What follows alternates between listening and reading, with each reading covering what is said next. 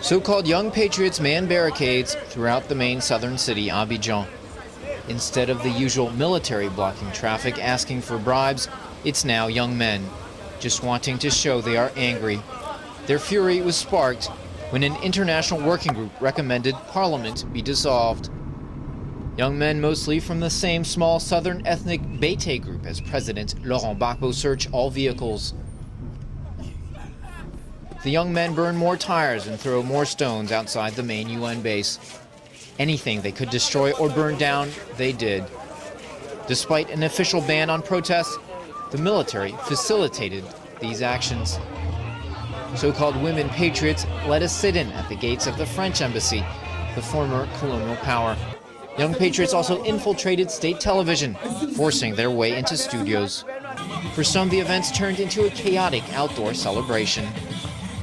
One young protester manning a roadblock said he was fighting his own war here in Abidjan.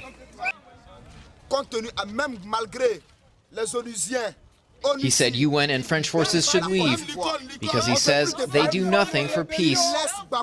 He says Mr. Gbagbo should be in total control.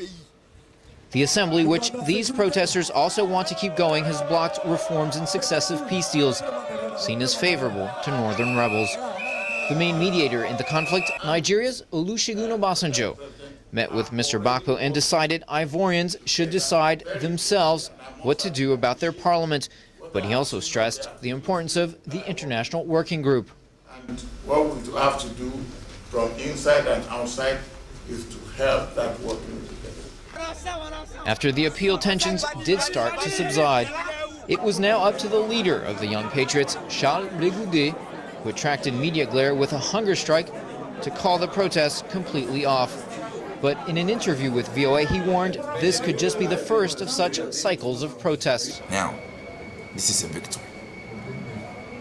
Thus, I ask all the young patriots in the discipline to leave the street and to go home.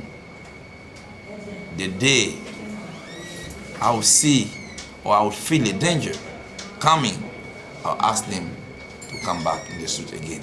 For the time being, I need a silence in this country. I need peace. I want them to go back home. And I rely on them to respect what I did, as they used to do, and they will, believe me. Militants outside the state television took some time to understand the protest action was over.